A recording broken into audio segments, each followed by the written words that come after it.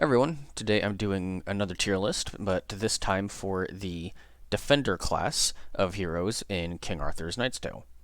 Similar to my Champions tier list that I have done previously, I want to preface all of this with Defenders are all actually pretty good at base. There's definitely some that rise above others, but at base, Defenders are very, very useful. They can all pretty much reach these defensive states where they're nigh immortal and can just provide a lot of useful support to the party. I know there are some people that aren't the biggest fan of them because they're like, oh, well, you can make parties without them. Well, I mean, you can kind of make parties without any one class, so, I mean, I kind of get what they mean, but at the same time, that's sort of a blanket statement that can apply to pretty much any team comp, which is kind of what I like about the game. It's very flexible and you can play how you want. Defenders, though, I think add a lot of support and utility that is very, very useful, especially for a first-time player, because it allows you to have this sort of safety net, this wall or shield for the rest of your party that makes it a lot easier to reduce the damage you're taking on a first playthrough. As I go through ranking them, I want to sort of establish or reaffirm the sort of scale I'm using for tiering them.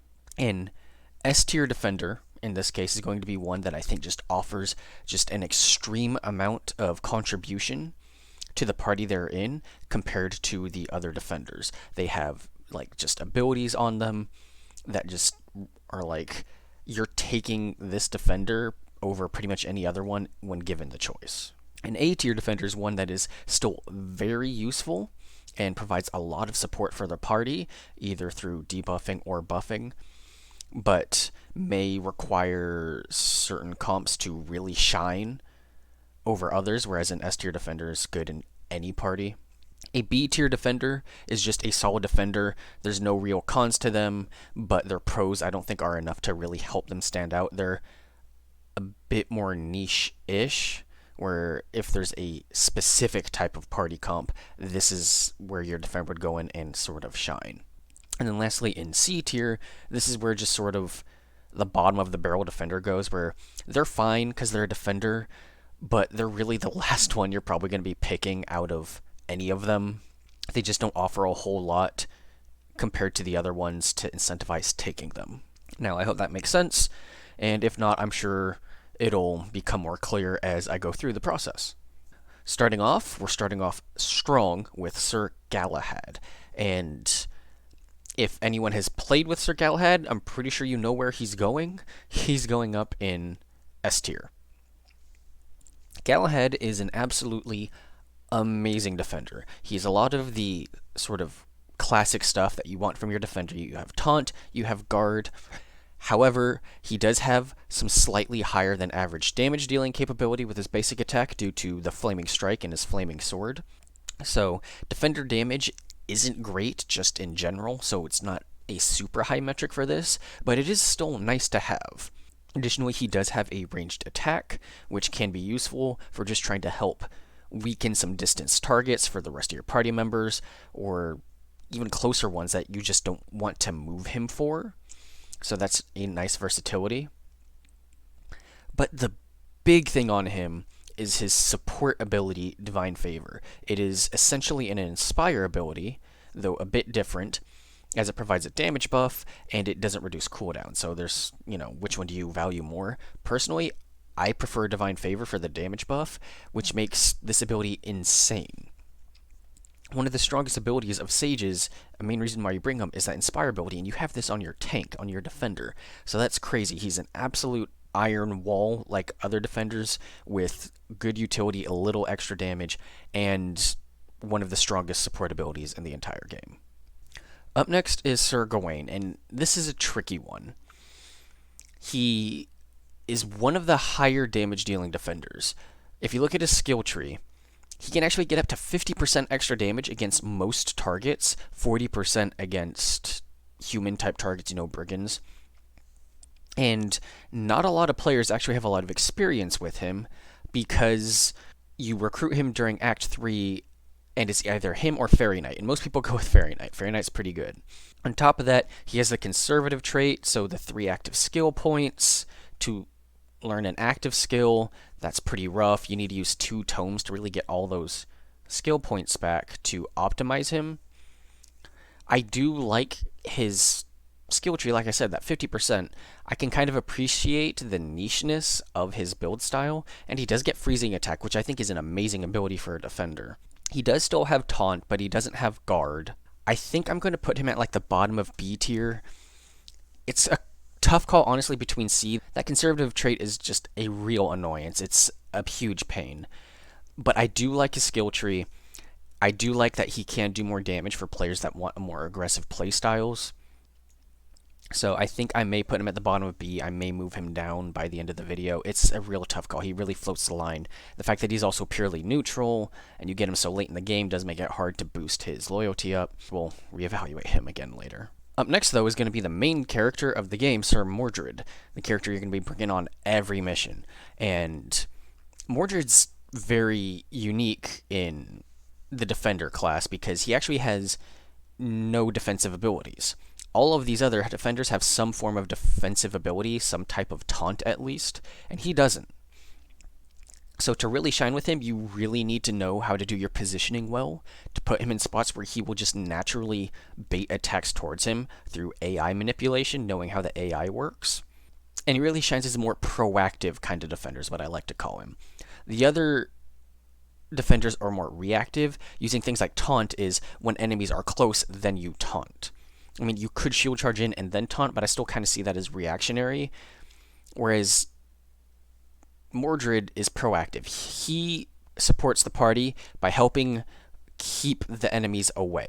And that's through his abilities like Stigma and Thunderbolt and Chain Lightning. Chain Lightning is an absolutely amazing ability, can hit multiple enemies that are very spread out, apply a powerful shock debuff, and just reduce their AP from 25 to 50%. And with that 50% less AP, that can just stop them from reaching you, or it can stop them from getting an attack off, which is huge. Thunderbolt is an amazing ability to do a single target stun on a priority enemy from a great distance, even if they're behind cover.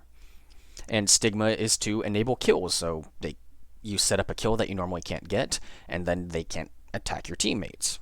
Taunt is definitely a much easier tool to use to protect your party, as well as guard, which he doesn't have. But there are a lot of team comps I've found where Mordred can really shine and still be very useful due to his debuff capability, and you find yourself never actually even really needing guard in the first place, or taunt for that matter.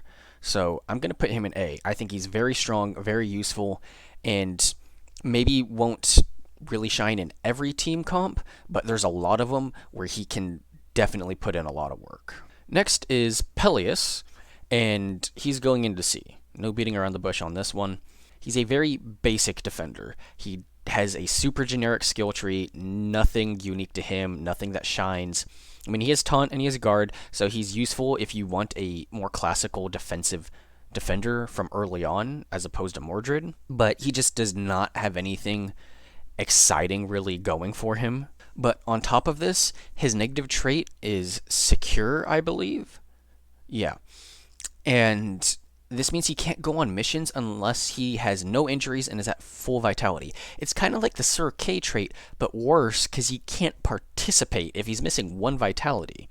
So it can be really annoying to just bring him on missions, especially early on if you're playing on a higher difficulty, because you can take vitality damage with your defenders in Act 1 on something like very hard. On lower difficulties, that almost never happens. So he can just be a pain to use. His base kit is usable for sure, but there's nothing exciting about it, nothing makes him stand out. He's just very generic, so I'm putting him in C tier. Next is Sir Percivale, the other Christian defender, and like the other Christian defender, he's going into S tier. I don't think he's quite as good as Galahad, but they have a lot of things in common as to why I think they are both S tier. Instead of Divine Favor, he has Encouragement, which is another very good support ability. It's not quite as good as Divine Favor, I think, because it has a range limit, but it provides extra AP, it provides a damage buff, it's just very, very good. It's a very powerful support ability. On top of that, he does have slightly higher damage compared to like Mordred or Pelleas with his in terms of basic attack because he has the flaming sword. He has taunt, he has guard, so the sort of classic things you're looking for. And in tier 3, he has a very good AoE ability that can get a lot of hits actually with his immolation skill. He has some passives that can boost his fire damage, so he does have, this sort of very general skill tree where he has just a little bit of everything, and all of it's pretty good, especially for a defender. This one I was admittedly kind of like, maybe just top of A, bottom of S. I think lower on S below Galahad is a solid placement for him. Now the last one is the Red Knight, and this may be my own sort of personal bias speaking for him, admittedly, because I really do like the Red Knight, but I do think he goes into A tier just below Mordred. I could see him maybe being in B above Gawain, but I'll explain why I'm putting him where I'm putting him. He's a very unique defender, and a very offensively oriented defender at that. He has skills like assassination and these buffs to bleeding, so he can do a lot of extra bleeding damage and do extra damage, and he has Death Strike, which is very offensive. So, and you'd be maybe wondering why wouldn't he be going in B then, with the other very offensive defender, when Red Knight doesn't even have taunt, and he doesn't have guard. Well, it's because I think the Red Knight is a lot more flexible than he may first seem. You can build him very offensive, and he can actually do some really good damage for a defender, like triple-digit damage. That's solid. However, you can build him defensively still, or even a hybrid in between. He doesn't have taunt, he has mock, which is a much more limited target version of taunt, but with much higher range. So it's not as good as taunt, I'll admit, but it is still useful for picking, those sort of priority targets, the ones that you think are more dangerous, and taunting them towards the Red Knight. And he has a lot of defensive utility in forms that none of the other defenders have, and that's through knockdowns. They all have shield charge, which is a very good move, but he also has throwing axe, which is a ranged attack that can apply knockdown, and he has kick, which can also apply knockdown. He has 3 different ways to set this condition, which is very powerful, because not only does it reduce the enemy's AP on their follow-up turn, but until then, they take extra damage from everyone else in your party, which is huge. He can set up damage combos with 3 different moves, and it's because he has 3 different knockdowns, plus a sort of weaker taunt, and it's because he has 3 different knockdown moves that makes him very viable as a defensive tank. But if you don't want the defensiveness, you can put him into the offensive style. And just this sort of build versatility with him, while still being pretty good at any of them, I think does deserve to slot him into A tier. The main focus, though, of defenders, I think that's weighed the most is their defensive capability, and I just don't think it's quite as high as the other 3, which is why I'm putting him on the bottom half of A tier. So, looking back at it, I think I am going to keep it like this.